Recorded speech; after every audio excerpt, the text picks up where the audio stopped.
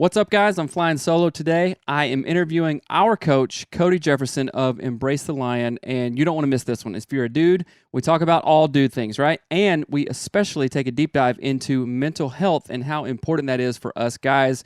We think we can do it alone, but we can't, y'all. So check this episode out. I promise you'll like it.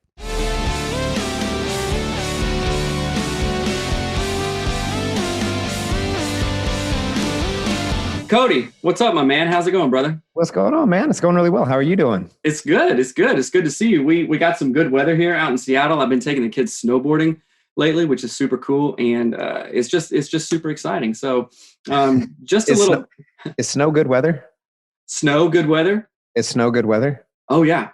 It is for me. Yeah. And, okay. Well, Oklahoma, like that's if it's snow, that means that everything is shut down. So because we don't know what to do with our minds. No, that's how it was growing up in South Carolina. It's like, okay, if you see one flake, milk gone, bread gone, and nobody goes anywhere, right? Yeah. But out here, it's like March 2020, just nothing's on the shelves. Yeah. And it's super trippy. But yeah, snow up in the high mountains, that's good weather. We got 4-wheel drive, we're good to go.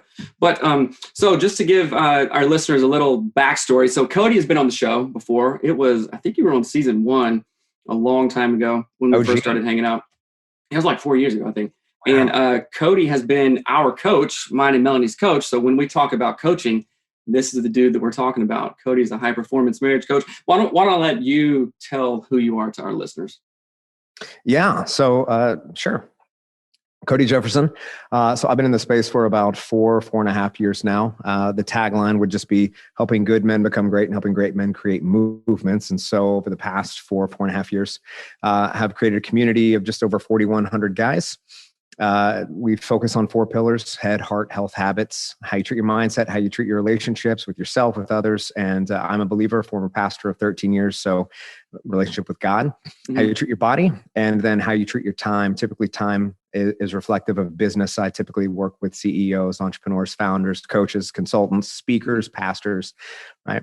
And helping and create a robust interpersonal value so that we can then increase enterprise value or company corporate value. So it's been great, man. If I'm not here jamming out behind a desk, leading and walking with people, I'm typically on the road speaking. So. Awesome. And I know your speaking circuit is like ramped up now that COVID has kind of died down a little bit. Yes. Sounds like you're a pretty busy dude going on, huh? Dude, it's been great. It's been great. We, fortunate to have been really, really busy. And I'd say that really intentional. So it's great. Right on. Yeah. One of the things, and we're going to just kind of jump around anywhere here. Let's go. I'm liking to do this series with just me because we're talking to dudes and women too. Of course, women can get value to this, but I really find being in this space for guys, at least our demographic, which, from 24 to maybe 44 or whatever. It's like, guys, we hear things differently when we hear other dudes say it. You know what I'm saying? And one of my favorite sayings is, when the student is ready, the teacher will appear, kind of thing. Totally. Melanie has told me things 100 times, and I hear it from our coach, like from you or some other podcaster dude. I'm like, wait a minute. Did you hear that? And Melanie's like, yeah, I've been telling you for 5 years. What? There's a power in men speaking to men. So just tell us a little bit about where that has shown up for you in your life, because I know that you've done coaching too. And who are some men that have kind of impacted you in that way? That's like, I needed to hear that. Oh, that's really great. So, and we can take this from a lot of different frames. And it's, there's a healing that happens and reconciliation that happens when a man creates a trust and an equity with another, right? Because for so many of us, there's been some sort of, and you can speak into this far more eloquently than I can, being a therapist, but there's a wounding that happens between men, especially between fathers and sons, and there's a reconciliation that often doesn't ever happen. And so often we find ourselves in patterns and in cycles that aren't necessarily useful. They're not necessarily healthy, but they're what we've always known. And so they're familiar. And so the brain just loves patterns. On the backside of that, then we get addicted to this idea of performance and accolade, because in the back of our mind, in some way, shape, or form, we're just trying to make somebody proud of us. And typically who we're trying to make proud of us is a parent that we never got that affirmation from. Right. And so when we can heal that, with a powerful, authoritative guy that we trust that can also on the backside of that show us empathy, understanding, care, and compassion. Like we find a real winning scenario there. So guys that have been really, really instrumental in my journey, obviously my grandfather, obviously my dad. There are pastors in my life that have been absolutely instrumental. More forward facing to where I'm at now. The guys in my life, I've got a very small circle of incredibly close friends, most of them out, in Newport Beach, who hold me radically accountable to the man that I say that I am and to the man that I say that I'm going to be. And it's not so that I can collect trophies. It's not to collect accolades. It's not because we all have this competition about who's going to make the most or be the most or give the most. It's because we recognize there's a potential in us. And so when you walk alongside men, when I walk alongside men, it's to call out the best in them. And sometimes that means that we have to be a bit triggering sometimes, but then on the backside of that, we understand there's a safety. So like guys that I would highlight that have been instrumental, both directly and indirectly. Guys who've been on the show, guys like Ryan Mickler, right? Some of my close friends, Garrett J. White, who runs Wake Up Warrior, Keith Yackey, who is one of my best friends, guys like Mark Lack, who have been so instrumental in helping me build the brand that I have and help me understand proper marketing. These guys are foundational because they not only walk the walk in business, but they walk the walk in their lives and in their personal lives. And so that's really important to me. So again, there's something about being seen, but there's something deeper about being known. And when men can experience the vulnerability of being known so that it can call out their greatness, something really magic happens. And we're able to step more into our masculinity in that way. Yeah, man, I'm having so many thoughts of like, oh, I'm going to go that direction and this direction. But so yeah, you mentioned, obviously our listeners know I'm a licensed marriage and family therapist, and I've also done therapy, right? Anything from CBT, cognitive behavioral stuff, to DBT, and to EMDR, which we talked a little bit about that on the show, and mix all that stuff with the power of healing with other men from maybe something that we didn't get from the men in our life growing up or something is so freaking powerful. And it is almost like, hey, you have permission. You're okay. I've been there before. Let me help you with that, right? Well, yeah. And, with some of our clients, therapy and with coaching, I do this practice called reparenting, right? And it's a whole long thing. I'm not going to get into it, but the idea is, okay, me as a man, right, knows exactly what the 6, 7, 8, 9-year-old boy Seth needs to hear, right? So you kind of go into this like trippy, you get like super quiet and you're very like in your brain, right? And you go, okay, the adult me, the grown ass me, right? The man here is going to speak to the 6, 7, 8, 9-year-old kid and say, oh, you got this. I know exactly how you feel. I remember that. And then it's like you're reaching back in time and pulling that little boy or whatever back up. And like, when you come out of that, I swear it is so powerful. And I even get excited, like all the men that I've done that with, just bawling, crying. I would love to share a story of how that actually happened to me recently. Yeah, I'd love to. Okay, so I was on a trip, just a little mini vacation with my son and his mom and her husband. So like I vacation with my co-parents, like we're best friends. People think it's odd. It works for us. We love it. It's good modeling. Yeah. And so anyways, at the end of every day of the trip, we're taking a shuttle back to our hotel, and my son, who is 6, will climb up in my arms and he just falls asleep because he's just so tired because we go so hard. And that week before in therapy, so I go to therapy every single week, right? So I have high performance coaches, I have mentors, and I have a therapist. And my therapist is a woman, and we can even chat about why that's been so powerful. But at any rate, we're walking through this scenario of when I was around 6 or 7, and I had a parent who was just really emotionally unstable. And there was a lot of, suicidal ideations and romanticizing and conversations just almost every day. And I was always the one who was holding everything together. Like he couldn't not be okay. Like I was always the one that had to make sure that everything was okay, which now years down the road, obviously is why I identify as a 3-wing-2 on the Enneagram and why I'm a performer. And we can dive into all of that.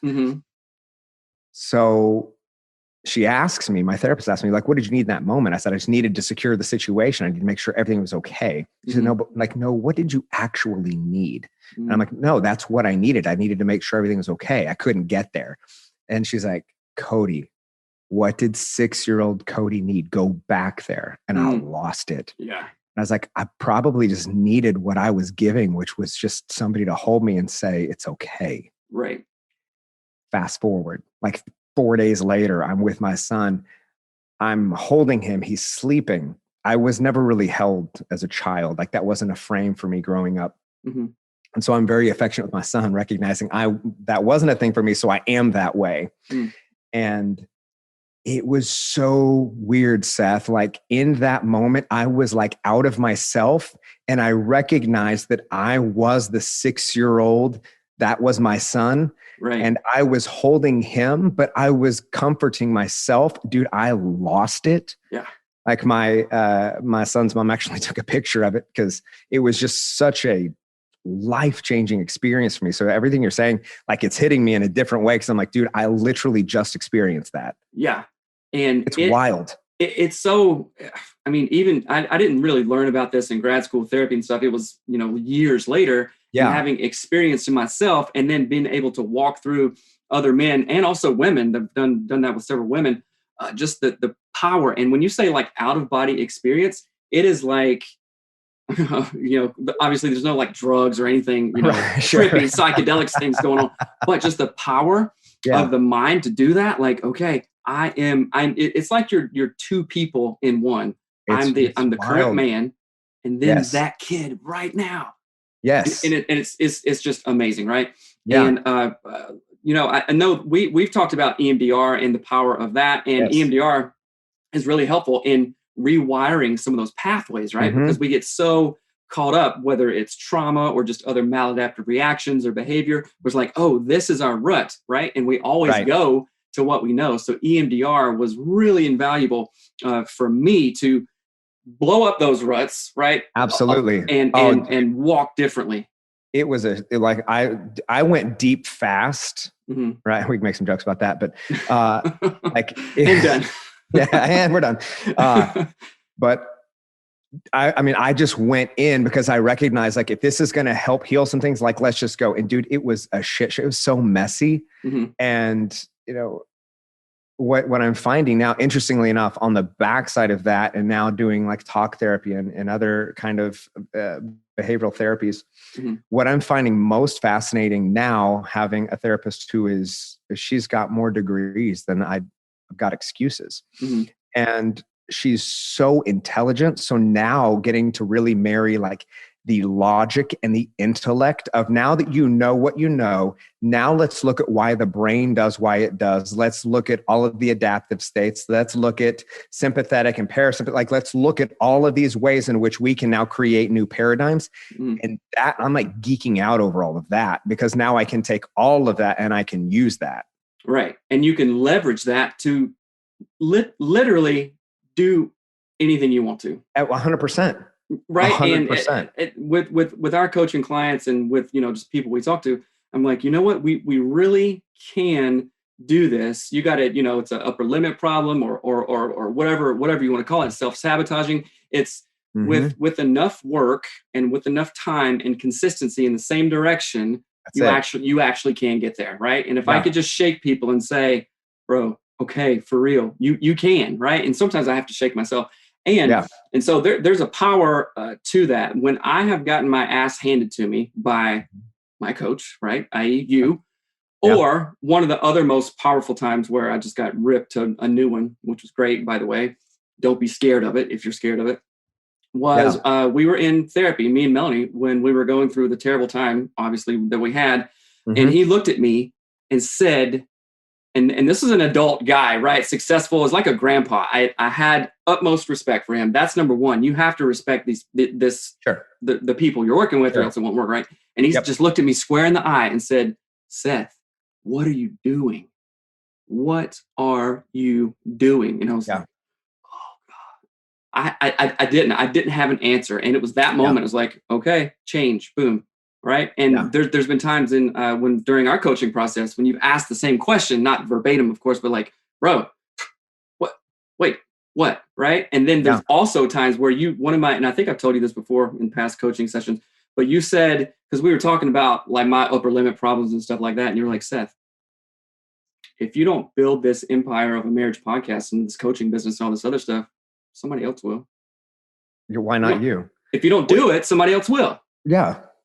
I mean, really, the only frame is like, who's going to be committed longer? Who's going to be committed to growth longer? I think, especially for the guys that are listening, like we carry so much shame and guilt around ideas and around frames of the past. Mm-hmm. Your life may have been a train wreck. You may feel like a train wreck now. You may have had a really, really torrential history. You may have made some really, really big mistakes. Okay. But we can't move into a frame of the future so long as we're focused on a paradigm of the past, right? Mm-hmm. Like everything happens through the portal of the present. I was a pastor. Everything's alliteration, apparently. And so, but like everything happens through the present. And so many guys, we're so hung up on ideas that don't exist anymore. Mm-hmm. And we're so afraid of what could actually happen and who we'd have to become based on those stories, right? So we just stall and we have this upper limit. We have this glass ceiling that we won't break through. Mm-hmm. And some of it is because of who we've been, but some of it is like, we don't want to confront who it's going to require us to become. Yeah, because what's that going to expose? Like, especially if we have a shame narrative, we're going to go, "Oh shit. Right. Well, if I try to do this, it'll just shed light on all these years when I've just not been doing stuff." Right. Sure. And then we feel guilty or shame around that. But it doesn't exist. Right. Right. And you said the power is in the present. And, I've been reading some Eckhart Tolle, The Power of Now and all this stuff. And honestly, if you get really deep into that stuff, it makes so much sense because the past, it's clearly done. In fact, it isn't there, right? It's non-existent except for just memories, right?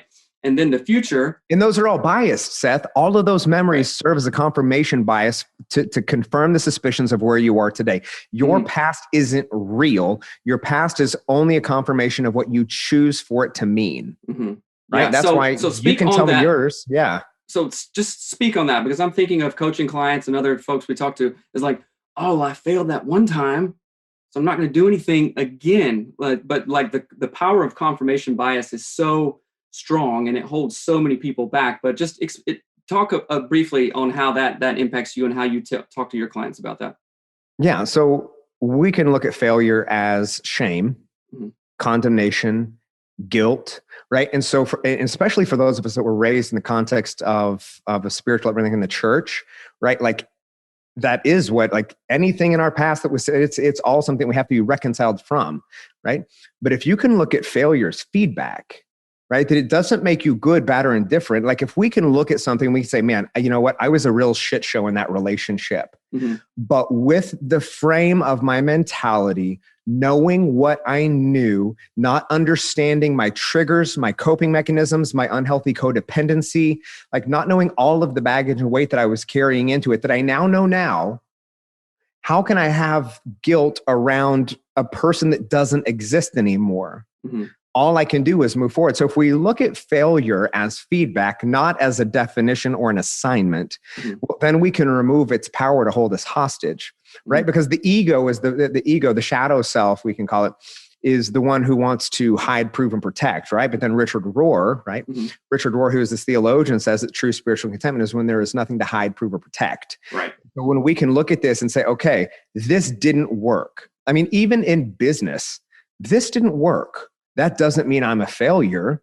That just means this didn't work. So my son and I read this book. It's called Going on a Bear Hunt, right? You can't go over it. You can't go around it. You can't go under it. You have to go through it. Right. And sometimes our greatest failures are actually our greatest teachers, because they're teaching us, one, what we will accept, what we won't accept, what does work, what doesn't work in the season. And it gives us a frame of how to move forward. So when we can remove the shame and guilt associated with failure and understand, give ourselves a break to say, this is all feedback. Like, can I come into this situation as a learner, that this is teaching me something? In relationships, right? Like, when we miss it in a relationship, that doesn't make you a failure. The problem comes in when our partner, who is carrying their own wounds and baggage and assignments as well, like labels as a failure. Right. Well, I might have missed something here, but like, can we look at where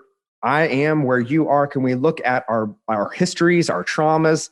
And as men, we don't like to talk like that. It's not a language we really use. But once you get into this whole world, it's a language you use all the time. Right. Right. So, okay, how are we, like, what led us to this place? Like, okay, was there unhealthy codependency? Were we trauma bonding? Like, what's happening? Not because we're failures. We failed here. This sucked. How do we learn from this? So when you can remove the idea that you're a failure and just look at failure as feedback, you give yourself permission to move forward into power. Yeah. Even that phrase, let's all look at failure as feedback. And I'm thinking of other phrases. What we resist will persist. Yeah. And the lessons, all the greatest lessons I've learned, getting punched in the face, failing my licensure exam 3 times, like buying a house at a wrong time. If I'd have gone, oh, okay, well, I'm not meant to be a therapist, or like, she punched me in the face, didn't think that'd happen, we're getting divorced, or like, okay, never going to buy a house again, just whatever, rent. Then I'd be in a much, much different position than I am now, right? So I want our listeners to actually think about, hey, that super shitty thing that you and your wife keep on arguing about over and over and over, don't even think about what she's doing or not doing. I want you to think about how you are showing up. Like you said, okay, what are some triggers? Are we trauma bonding? All this stuff. Attachment styles. Attachment styles are huge. Family of origin. You know this. We talk about it all the time. Oh, I learned how to be, a douchebag husband because my dad was the worst, or whatever. Or like, I'm only critical because that's all my mom ever talked to, or how my mom talked to my dad. So we have to be willing to look at all of that stuff. And totally. Well, and Seth, I was, I grew up in an experience where in one of the houses that I was raised in, like, suicidal ideation was, that's the way that stress was coped with. Right. That was just common conversation. I'll just kill myself. I'm just going to kill myself. Right. Like, that was everyday language. So I didn't recognize that it wasn't normal. So when I would experience great bouts of stress in my adult life, that would be my go-to. I'm just going to kill myself. Yeah. I'll just, okay. Well, and so it wasn't until I started to recognize how traumatic that was to people who didn't grow up like I grew up, right? Not to say like how I grew up was bad or anything else. There were just some experiences that were less than healthy, right? And so we have to take the good with the like perceptively bad. We have to, again, my parents aren't failures. The experience wasn't failing me. Like, there was some failure in there. So I use it as feedback. Okay, this actually isn't healthy at all. This is actually really, really detrimental. But the problem with pain and the problem with trauma is if we don't transform it, we transmit it. It was transmitted to me. And so I normalized it and I started to make it part of my experience. It wasn't until I then went to therapy, understood that it wasn't normal and that I actually could eradicate it from my own person and from my own behavior and from the ways in which I coped, and that I could develop healthy ways in which to cope and treat my own anxiety, frustration, and whatever it might be. Well, now I've transformed it and it doesn't get transmitted to my son. Right. You're not handing it down, right? I'm not passing it on. It's a trauma he doesn't ever have to experience. Right. What a gift that we can give to our kids. This is why we do the work.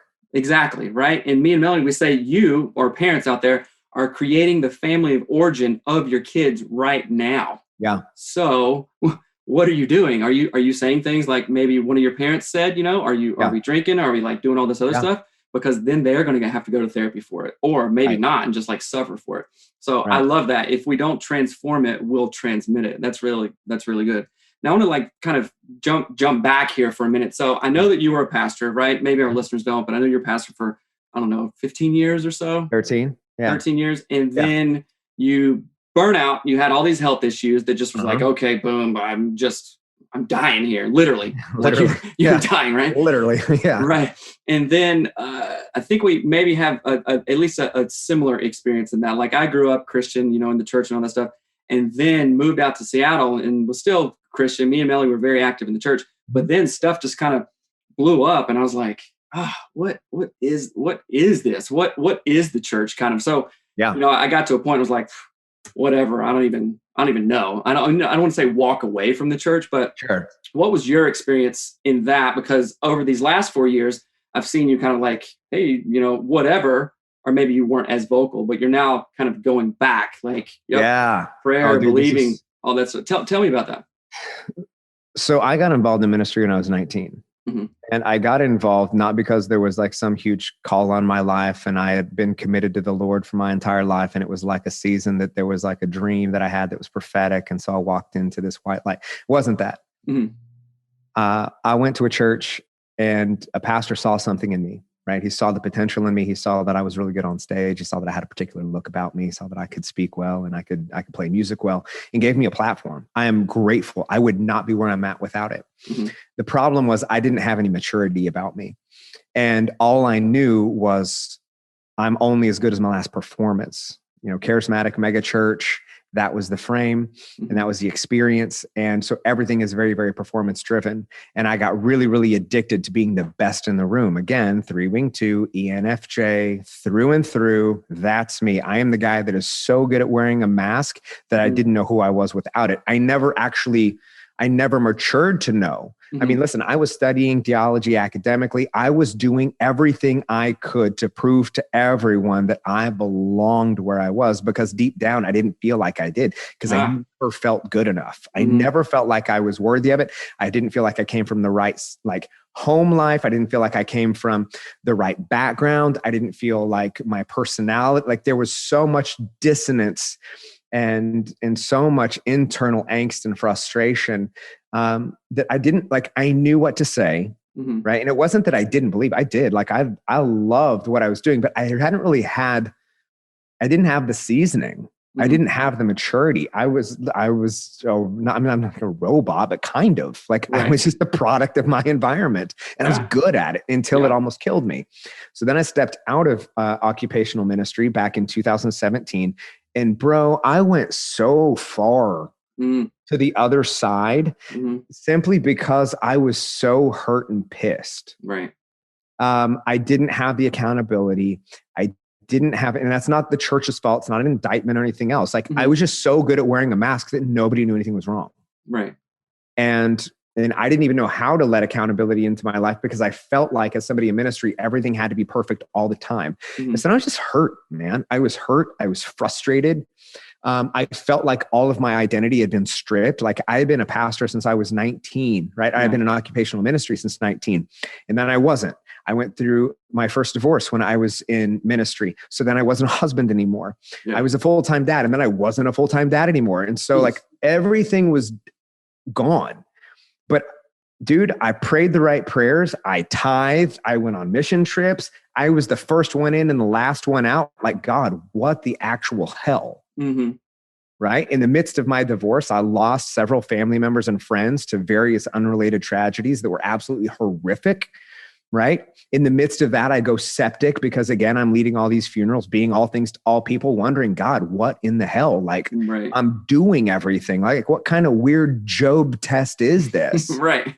And so when I stepped out, I was just done. I was like, dude, I'm out. If that's faith, forget it. I'm out. Yeah. I am out. I literally almost sacrificed my soul, my sanity, and my life on the altar of this ministry. I'm done. Yeah. And then I went on a journey, and dude, I went woo for a while, and contemplative spirituality and new age. And I started reading books for myself, not because I was trying to ace an apologetics test on why Christianity was right. Right. And so I just removed all of the need to be right and all of the need to prove and protect things. And I was just I don't even know. I don't even care anymore. Whatever you believe is fine. And through the course of that, I started, the frustration started to loosen a little bit. And I started recognizing, again, through therapy, that maybe this wasn't actually God at all. maybe this was just my own patterns and insecurities and triggers and all of the ways in which I've been conditioned to show up because of my personality type, which was based off of a series of events that have been ongoing for my entire life. And maybe if I could work on those things, maybe there could be some reconciliation, because of all the stories that I read, like the Jesus story made the most sense to me. Now, I'm not a biblical literist. I've never been a biblical literalist. It's not my frame. Like we're not going to get into like proof texting and scripture. Like we're not going to get onto all that, because like you can be right. I don't care. I literally could care less. 6 days, 6,000 years, 6 billion years. I don't care. What I care about is the way that a man lived his life. And I care about the way that that frames my context of humanity and spirituality and beginning and end, alpha, omega, and eternity, and a kingdom mindset of bearing the kingdom now on earth as it is in heaven. That I can get into, right? And I found my way back into the church probably about a year and a half ago. And of all of the communities, I found myself back at a church that I'd never attended before, that was pastored by a dear friend of mine who went through trauma at the same time that I did. He lost his father. His father was the pastor of this church, and then he took it over. His mom took it over for a season, and then he stepped into the reins. And there was just something so kindred about him and how he was like leading with a limp through all of this. And he wasn't trying to be perfect or polished, and it didn't feel like it needed to be that. And there was something, it was like, all right, like this I can link arms with. Like you understand pain, and you understand trauma, and you understand that like we're all just trying to figure this out. I can get behind, I can get with that. Yeah. How did that feel when like when you walked away from stuff? Like, okay, whatever, like, not like what you were doing, but maybe because it feels like there was a lot less pressure, and for maybe the first time in your life, you were actually it was, dude. Right? Man, come on. It was the kid who grew up in church and then turned 21 and went to college and just literally turned up every freaking set of shoes they had on a beer bong for the first time in their life, just tapping kegs. You know what I mean? Like you just go a little wild. And I went a little wild, like, because I mean, dude, the front face of my first website was me flipping off the camera saying every one of your excuses will be greeted with the same finger. Like I just had something to prove. Like I'd never been able to just let loose, and I just let loose. Every other word was the F word. That was kind of like my thing. Like it was a lot of profanity. It was a lot of, just downright, honestly, almost bullying, just bullying people into this idea of polarity, because I understood marketing. And so I understood marketing from the church context of attraction marketing through this radical grace. So then I flipped it, and I said, cool, we're going to go for radical polarization. And that's how I'm going to market. And it felt really good, dude. I'm not going to lie. My ego loved it. But what I recognized, dude, is like, one, I heard I was a youth pastor for like 10 years. I confused all my kids. They felt like they didn't even know me anymore. A lot of them unfollowed me. They were hurt, dude. Like they were so hurt. Like parents, you've lost it. You've backslidden all the church language. Like, okay, wait a minute. Yeah, it was just like Cody has lost his mind. In a lot of ways, I didn't lose my mind. I lost all care of what I thought the perception of people caring about me was, because I needed to, like, it's the true story of the prodigal. I just needed to go squander everything. I needed to go my own path. I needed to go. And thankfully I never got to the point where I was, eating from like the stables of the pigs, but I had to go away for a while. And what was really beautiful about the experience is like, there was a lot of humility in coming back to the church, but in the sense of like, oh, is this me now? Like, am I the guy coming back? Is like, and Paul, who's my pastor, and everyone at my church community, like, they were the father who wrapped the robe, and that was really beautiful. Yeah, that's powerful. Yeah. That's like, oh, okay, acceptance. This is what that looks like, which can get really messed up in other church settings and stuff like that. Totally. But this, it's funny. And the reason I'm asking this, because I've known that about your story, obviously, just through social media and, coaching relationship. Yeah. But Melanie and I have kind of gone away from that. Like, we were like doing music 24/7 in our church for 10 years, mega church out here in Seattle and everything. Then that blew up and the pastor just, it was a whole another shit show. But then we're just like, okay, whatever. And now we're finding ourselves in a different season. And it's almost like, we say this all the time with our coaching clients, we go to what we know. And I find that we're going back to intense prayer, intense, and it's really beautiful. It's not like we never, we didn't completely walk away or, turn our back on God or anything like that, but it's just so powerful and reassuring to some degree, and it's just not like, it's just like speaks to your heart in a certain way. And of course we have all kinds of listeners, and we kind of frame it now as like, what's your higher power? What is guiding you to something different? You know what I'm saying? So especially with couples, when they're on the same page, like, okay, when you guys get in a fight and you get all triggered and stuff like that, what's going to bring you out of it's like Simon Sinek talks about, what's your why? Because if we know our why, we can do any how kind of thing. So we really like framing it like that. There was something else that I wanted to ask you. A book that you should read together. So there's a book called A Spring Within Us. It's by Richard Rohr. It's the book of daily meditations. And it's beautiful. It's contemplative. It's got some Enneagram stuff in it. It blends all the things, but it's obviously faith-based. Like, okay, that's good. Awesome. We'll include that in the notes. I've never heard of that book, but I'll definitely check it out.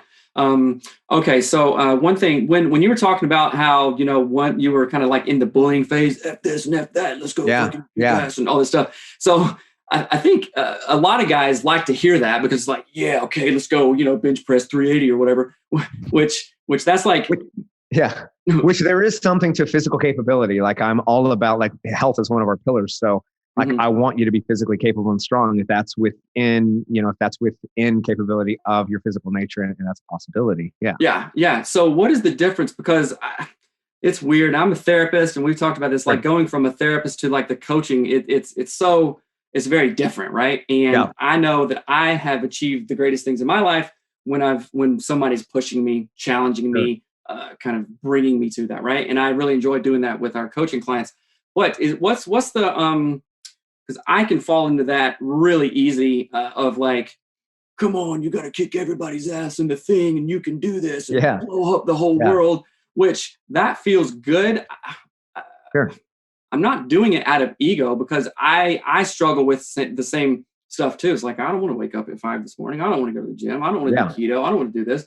But it's like, I need to hear that and get that kind of, not motivation because I know it's here, but just that kick in the ass reminder, like, oh, okay, yep, you're right. Let's go. Stop talking yourself out of it. So what is the balance that you found, like with some of your coaching clients in that? Where's the like, okay, this person just needs to be completely heard right now and just seen, like, I see you, bro, rather than, okay, stop the bullshit, go get up and do it kind of thing. Right. What's that balance for you in that when you're coaching clients? Yeah, I mean, I think it's all completely contextual, right? So whether someone needs to be, have like a pretty strong, like, swift kick in the ass, or we need to slow down, we need to back up. So much of that comes down to the contextualization of where they're at and what they're up against, right? Like, if we're looking at, you even look at like the fear of something, right? Like, if we don't want to go do something simply because we're afraid because it's unknown, cool, we're going to push past that and like, no, you're going to go do it, because if you want what you haven't had, you've got to do what you haven't done before. So no, we're going to put these frameworks in place. You're going to adhere to these habits. These are your daily non-negotiables. Like this is what we're going to do. You're going to let me know when these things are done. And that's it, period, end of story, right? There's a different frame when we're afraid to do something because it's butting up against some sort of deep-seated trauma, and you can tell. Now, front-facing, most guys aren't going to know the difference. That's why having a coach or a mentor, a therapist, someone who is well-versed in being able to recognize certain patterns and certain triggers and certain ways in which you're going to respond to things, like, that's why that's so important. And that's also why so many people get, like, honestly, like, are worse off than when they started in some experiences with coaches and therapists, because so many are working out their own traumas in real time through their clients. So if they're not doing the work actively within themselves, again, what did we say about pain 5 minutes ago? If it's not transformed, it's transmitted. I don't care how good you think you are transferring trauma into them by trying to work out, no, you need to do this. You need to do this. Like one of the things that I find to be interesting is I'll talk to guys who have been through experiences of coaching where it is Navy SEAL style, like intense shaming, hanging things around your neck of everything that you've done, blindfolding you, putting you in the mud and the ocean, all this like screaming in your face, like break you down to build you up. And you know what's really consistent with all of them? They all had, for the majority, really toxic, abusive fathers. And so the reason nobody's talking about it. The reason that's so appealing to you is because you're looking for the person who's yelling at you to eventually give you confirmation that you never got before. And the only way that works is if you experience the same trauma that you experienced as a kid. Is it useful? That's not how I coach. I don't find that use. I mean, again, I think it can be. That's not my thing. Right. And I think it takes all kinds, but understand we typically gravitate towards the thing that was traumatic to us. So for me, it's really taking a step back and looking at the motivators and the drivers, right? Like, why am I not wanting to do this thing? Is it because it's uncomfortable? Is it because it's creating a real trigger in me that's like pushing up against something that like I actually probably need to do some internal work on? Right? Because if I just go try to confront it, what I'm going to do is I'm going to confront it with energy and anxiety and push movement forward, which is just another way of saying, man up, bury your shit and just move forward, put your boots on. That doesn't help anything. That just buries it deeper. Right. So, I think we've had enough of that in kind of, how, I don't know, maybe some male culture going on. It's like, that's not helpful. Right. And I can say that as a coach, just as a regular dude, and also as a therapist, I'm like, oh my gosh, we're having to unlearn all this stuff. Right. Right. But then also really appreciating like what real masculinity is and how different that is from the feminine energy and the masculine energy is like, oh man, that's so crazy. And when we look at it different, not in that like toxic kind of, man up kind of thing mindset, it's like, those types of men who I am talking about are a billion times stronger than those other dudes who are just like, exactly. Like, again, everything is contextual. Like, you've done the work and now we're thrusting someone into something they've never experienced before, and they don't have the emotional capacity to be able to process what you've spent decades processing. Yeah. Right? And that's huge. That's huge. Yeah. Like, so, you can't wrap all that up into a few days.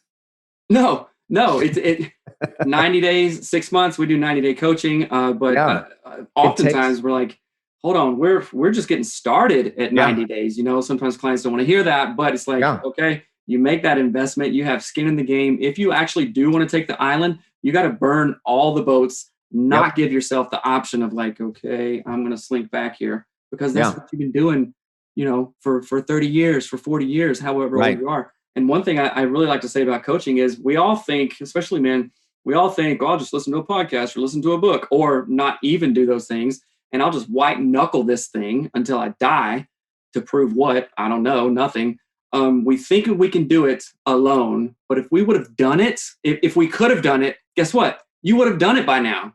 You would have done it by now. Oh, I'll just read another book. No, you won't. Well, yeah, you'll read another book, but you'll still be thinking, well, let me go to that conference, or let me listen to this new podcast, or do this. Yeah. No, we need help. We need accountability. We need that pushing and coaching. So I want to talk briefly, and I'll be mindful of your time here, about the physical routine. Like, what is your either maybe current, I know kind of, we all go through like, okay, I'm hitting it hard for 90 days or whatnot, but what is your current kind of physical regimen? Anything from self-care, meditation, reading, water, what time do you wake up? What time do you go to bed? What does that look like for you right now? Yeah. And mine's been fairly consistent for a while. So I'm typically at between 3:45 and 4. And that's not because like, I think it's some magic number. I just have gotten up at that time for a long time, just because it takes me a while to work through my routine. And that's where it made sense. Mm-hmm.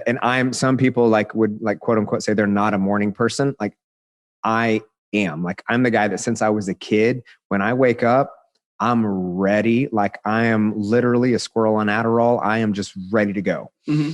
And so it doesn't even matter if I got an hour of sleep. When I don't have an alarm, I just wake up at the same time, and it's just a thing. Now, granted, I'll fall asleep at 7 p.m., but right. Yeah, that was my other question. Like, when are you hitting? Yeah, when I stop, like typically around, I don't know, 10 o'clock, like I'm done for the night. But so I wake up, I'll drink a couple glasses of water. I'll usually drink a greens drink, like First Form or something. Hashtag not an ad. I know, and right? Yeah. Then I'll come back, and the first thing I do is I think of 3 things that I'm grateful for. And I spend a couple minutes just really in gratitude, and then I pray. And I pray for myself. I pray for my family. I pray for my friends. I pray for the people that I know. I pray for the people that I don't. And then I spend time in the Word. And when I'm spending time in the Word, I'm also writing. So every morning I write a sermon, and I keep those in comp books. And what's interesting is, like, I'm not a pastor anymore, but I'm reading the Word with fresh eyes now, in the ways in which, like, I want my son to hear it from a man who's been through some things in his life now. And so one day I'll give him all those comp books. Wow. That's cool. And so when I'm done with that, I take a look over my day. And so I make sure there's nothing glaring at me in my inbox, or that any of my team, because we've got a team of 12 now. And so making sure that, like, there's nothing glaring that needs to be addressed before I hit the gym. So then I hit the gym. That's going to be a combination of your standard bro lifts, like back and buys and chest and tries and legs and abs and core. And then I also incorporate a lot of circuit training and hit style training. So I am 37, so I don't pretend like I'm 20 anymore. But that to say, I'm a really big believer in making sure that from a physiological standpoint, we're at our peak. So every client that I have, I make sure that they get all their labs done. So make sure that your testosterone, your estrogen, your cortisol, your blood count, and that everything is where it needs to be. And so for me, like, when you talk about protocol, I'm a guy that's on TRT. I've been on TRT for years, ever since 2016 when I went through hormonal shutdown. It just never rebounded. So that helps me with my performance in the gym. And so I typically work out for about an hour, hour and a half, and it is intense. I mean, there's a lot of days that, like, I'll push myself to throwing up, and it's not because of the ego. It's just, I'm an athlete, and I just want to know that I gave it my all. After that, I come back, typically listen to a podcast on my way back, and take a shower, make some breakfast. That's going to be a high protein, high fat breakfast, no carbs. Eat, usually down 3 or 4 more glasses of water, take my morning supplements, and then I start into my day, and I take, my first call right around 8:30 or 9. Okay. That's awesome. So we had Hal Elrod on the show a couple of weeks ago, right? Miracle Morning guy is awesome, and I was just, wait a minute, you're hitting all the SAVERS acronyms, right? Scribing, I can't think of it, but like journaling, meditation, prayer, exercise, water, visualization, all this stuff. You're hitting that, right? Yeah. So what do you do? Like, what can you tell, kind of covertly me, but really our listeners? Okay, when you are off of something, or you're like, I don't want to wake up, like, is there anything that you just kind of, or maybe you're not even thinking that way because you've been in the same routine for so long, but when you're like, oh man, I'm kind of not feeling it, worked out yesterday, threw up yesterday. What do you say to yourself there? I woke up, and even if I'm tired, I'll throw a scoop of pre-workout in a shaker, and I'll drink it. And within 15 minutes, I'm good to go, right? Enough. Because again, while I say I wake up every morning bright-eyed and bushy-tailed, which for the most part I do, there are mornings that I'm off, right? I'm not superhuman. But I recognize that one, like, every morning I ask the same question: what needs to die in me to become the man that I said that I would be? And what that means is that my complacency has to die. And so if I'm a product of my word, and if I say I'm going to do something and I'm going to hold myself accountable to that, then that means that I have to get up. Because I also recognize that there are people that can't get up. There are people that don't get up. And the only thing that separates me from the person that's going to go further than me is that they're going to get up and they're going to start moving, and I didn't, so they got a head start. And so this isn't a conversation of me trying to prove anything to anyone else. Like, I don't have anything to prove anyone at this point, right? This is just an inner conversation, an inner promise that I made to myself that, listen, like, you've been given a real gift here in this life, and treat it as such. again, like I give myself a little bit of leeway, because in the mornings before I go to the gym, like I'm reading, I'm writing, I'm able to then kind of, again, my pre-workout will kick in. Like I'm able to wake up and I'm able to get active enough to the point that by the time, 6 o'clock rolls around, I'm ready for the gym. Right. Mm-hmm. Okay. So you mentioned diet. Are you doing keto, slow carb, zero carb? What works best for you? Yeah. I mean, I just try to not eat shit. Right. So yeah, I just tried. Diet. Don't eat shit. I'm like, just don't eat like an asshole, right. And drink lots of water. So uh-huh. For me, it means that, everything is probably going to be either meat or it's going to come from the earth. I don't really eat anything that's processed. So you can call it more of like a paleo. Mm-hmm. I am pretty limited on carbs. The only carbs that I'm typically going to eat are going to be something like sweet potatoes. Mm-hmm. I don't do any bread. I don't do any dairy, and it's simply like the bread just sits on me weird. I don't like rice because it makes me bloated. I don't feel good. Yeah. And I don't drink milk because I've never understood why you would drink an animal's breast milk. I don't get it. I don't understand it. It doesn't make sense to me. It never did. So, that's it for me. I try to drink as much water. I've been drinking through this whole conversation. The glass is empty. Like I'm constantly drinking water. Yeah.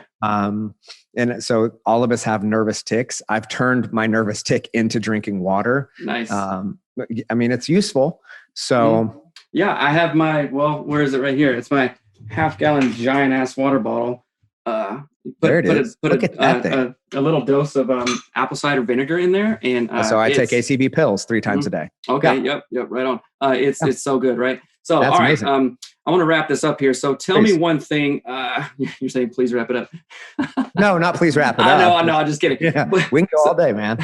So tell me one thing that it doesn't matter what space it's in, or we haven't even talked about it.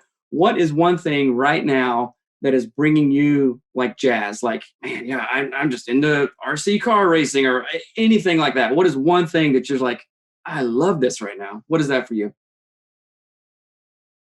Co-parenting. Okay. Yeah. So I mentioned like I had been married, got divorced when I was in the church. I recently, within the past year, went through another divorce, and one of the really, and that's that always, it's good in ways and it sucks in ways. But one of the things that's been really healing over the last several months is being able to reconnect with my co-parents and to be able to do life together and live life together and to be able to partner in how we raise our son together. And so again, when we talk about if you don't transform it, you transmit it. Again, like I love my parents. I think they're great. They didn't talk when I was a kid. There was literally growing up, there was never a time when I was a kid. Now granted, for part of this, my mother moved away. They've never sat down at a table together. I've never had dinner with my parents. I've never been to an event with my parents. We've never, literally in my life, I've never sat down with both my parents. Wow. In the same room. And I was creating that. I was creating that. I was literally transferring that trauma and creating scenarios that didn't exist to justify a concept in my mind of what I thought was normal. Right. And being able to then, through the hard work of therapy and understanding patterns and understanding, where things are healthy and where things aren't, have been able to then, through a lot of humility and a lot of grace, be able to come back into that situation and to be able to heal wounds. And I don't want to speak for her, my son's mom, like her scenario was the same. Her biological dad and mom, they never sat down. They were never together. Never. Wow. And so for us, there's been so much healing in that for all of us. And again, I don't even want, like, my son's stepdad was the same. He didn't know his dad growing up. And the fact that we all get to do this together, and the fact that, like, most guys like hate the stepdad, and I was celebrating him last weekend, all weekend, as his kids, his high school basketball team went to state and got state runner up. Like, I was at every game. And to be able to have that kind of camaraderie and bond, like, there's so much that's being healed in me, but that also is creating the experience that I always wanted for my, like I'll get emotional, that I always wanted for my son. Yeah. Isn't that crazy that the work that you did individually, like doing things like building your confidence, becoming the man that you want to be, now is translating into a healthy relationship for your son? Because if you were like crazy jealous or weird or insecure about yourself, just creating toxicity. It's just creating toxicity in the conversation. Like a year and a half ago, we couldn't communicate outside of attorneys. Mm-hmm. Yeah. But you're doing the work, right? And so you're not all weird. So you can have a good relationship to make it easier for your kid, like emotionally, physically, like everything. So it's like that just hit me really interestingly. Get right, and then other stuff around you will get right. Everything, dude. If you've watched over the last few months of like the trajectory of my career, it's been insane. Yeah. And it's the healthier the healthier that we get, the more, opportunity presents itself. And the more then we're open to then receive it and not be afraid of it and step full in again to the promise of purpose that's laid out for us. Right. And so recognizing even 20 years ago when I was in ministry and I didn't know what I was doing, that pulpit was always preparation for the platform that was planned for me. It all had to happen in the way that it did. And so listeners, like, I think what I'd leave you with is that, like, instead of everything like, oh, all this happened to me, like it all had to happen this way. It all had to, and some of it's unfortunate, some of it's traumatic, some of it's tragic, and some of it is really hard to reconcile. And some of it can't be reconciled, but you're here. And so your story wouldn't be what it is without it. And so we can try to reconcile what things would have been like, romanticizing a past that never existed, right? But all we do is we keep ourselves stuck in a frame that we can't break out of. And so changing it to, it all had to happen. My buddy JC Keneally, the coach JC, he says this, it all had to happen. And that life isn't happening. It's not happening to you. It's all happening for you. Right. Yeah. I could say a bunch of other stuff, but I'll leave it at that. Right. Get in that mindset. It's not happening to you. It's happening for you. Yeah. The sooner we get that, the sooner we can actually go to where we want to go. Right. So Cody, my man, tell our listeners where they can go to find anything you want them to find. Oh, I mean, the easiest place to find me is on social media, and that's where I find everybody. So Cody _Jefferson on Instagram, Cody Jefferson on Facebook. I mean, I feel like everybody's got a story. And I'm a guy who's made his whole living off of his ability to tell stories. And so I would love to hear yours. So please just shoot me a message. Would love to connect with you if this resonates, to put your favorite point in your stories or something, and we'll reshare it. It'd be fun. Awesome, man. Well, thank you so much for your time. I know you're busy, and I appreciate it. Not only this time, but the coaching stuff as well. Thanks, man. Really proud of you. Thanks, man. Thanks. All right, bro. We'll talk to you later. All right.